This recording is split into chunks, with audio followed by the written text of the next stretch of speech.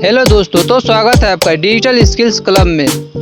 आज हम सीखेंगे सम ऑफ द टू नंबर का कोड। तो चलिए बिना लेट किए हम अपने वीडियो को स्टार्ट करते हैं। तो सबसे पहले मैं आपको कोड को पहले दिखा देता हूँ, आप लोग देख लीजिए और इसे नोट भी कर लीजिए ताकि आपको अच्छे तरीके से समझ में आ सके।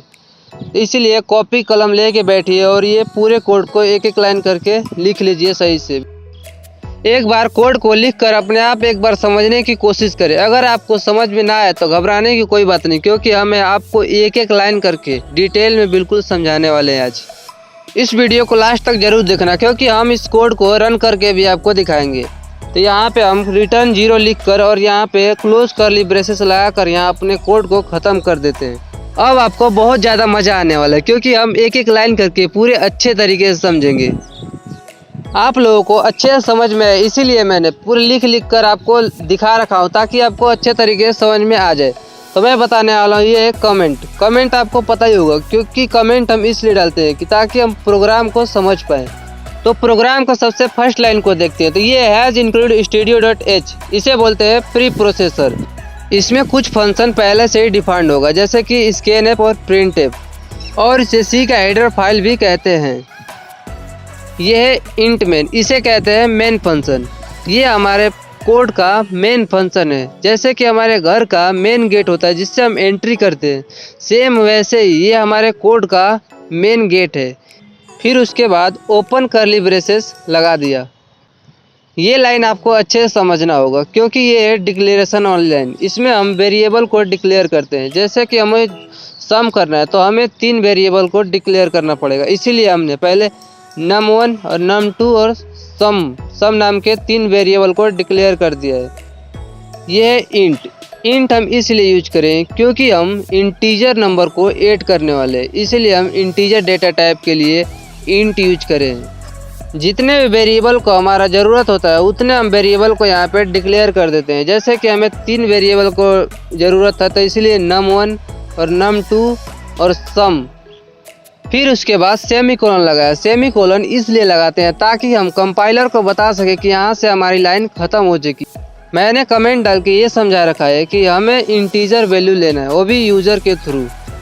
प्रिंटएफ फंक्शन में लिख दिया ताकि हमारे स्क्रीन पे आए और हम वहाँ पे एंटर द फर्स्ट नंबर, वहाँ पे अपना फर्स्ट नंबर पुट करेंगे। ये है स्कैनएफ फंक्शन, जो कि ये इनपुट के लिए यूज़ किया जाता है। तो जैसे हमने फर्स्ट नंबर को इनपुट कराया था, वैसे ही एंटर द सेकेंड नंबर, मतलब दूसरे नंबर को भी ऐसे ही इनपुट करा देंगे। फिर हम num2 के एड्रेस में उसे स्टोर कर देंगे। रन करने के बाद हम जो भी इनपुट करेंगे नंबर 1 और नंबर 2 को, तो दोनों को जोड़कर हम अपने सम वेरिएबल में स्टोर करा देंगे। ये हमारा काम यहाँ पे होता है।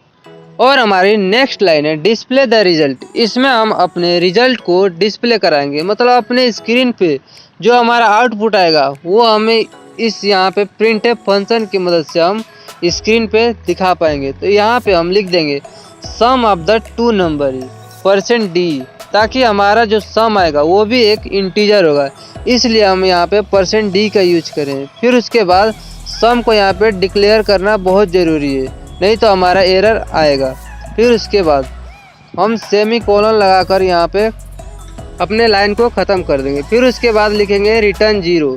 ये हम बताता है कि हमारा प्रोग्राम एग्जीक्यूट हो चुका है विदाउट एरर, और इसे हम end of the main function भी कहते हैं।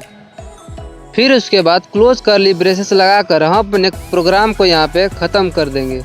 तो यहाँ पे हमारा प्रोग्राम हो गया समाप्त। अब इसे हम रन करके देखते हैं। तो मैं हर बार की तरह आपका टाइम वेस्ट ना हो, इसके लिए मैं आपको पहले से ही प्रोग्राम को लिख रखा हूँ, ताकि आपको भी समझने में आसानी हो और आप अच्छे से समझ पाएँ। तो देख लीजिए, पहली लाइन हैज़ इंक्लूड studio.h, फिर उसके बाद इंट मेन, ये पूरा फंक्शन लिख दिया हूँ। पूरा प्रोग्राम आप अच्छे से देख लीजिए और अच्छे से पूरा डिक्टो ऐसे ही लिख देना, ताकि आपका देख लीजिए कोड में एक भी एरर नहीं दिख रहा है। आप यहाँ भी कोड को अच्छे तरीके से देख लेना। मैं अब जल्द से जल्द आपको कोड रन करके दिखाता हूँ, ताकि आपको पता चल सके कि आउटपुट क्या आ रहा है और कैसे एंटर करना है। तो सबसे पहले हम Ctrl+S दबाकर अपने प्रोग्राम को सेव कर लेते हैं। फिर उसके बाद राइट क्लिक कर अपने कोड को रन करके देखते हैं कि हमारा कैसे क्या आउटपुट आ रहा है। फिर हम देखेंगे कि यहाँ पे पहले हम ऊपर करके आपको दिखा दूँ अच्छे तरीके से आपको दिख पाए। इसके लिए मैंने देख लीजिए यहाँ पे लिखा है एंटर द फर्स्ट नंबर। तो यहाँ पर हम अपने मन से कुछ भी नंबर टाइप कर देंगे, जैसे कि हमने लिखा है 2 फर्स्ट नंबर, फिर एंटर। फिर उसके बाद हम देख रहे हैं कि यहाँ लिखा है एंटर द सेकंड नंबर, फिर हम सेकंड नंबर डालेंगे, जैसे कि डालें 9। तो हम देखेंगे कि यहाँ पे लिखा है सम ऑफ द 2 नंबर इज़ 11। मतलब हमारा प्रोग्राम बिल्कुल सही है, आउटपुट हमारा बिल्कुल सही आ रहा है। 2 और 9 को प्लस करेंगे तो 11 ही होगा। आई होप आपको ये कोड अच्छे तरीके से समझ में आ गया होगा। Thank you for watching this video. तो हमारे चैनल को सब्सक्राइब जरूर करें।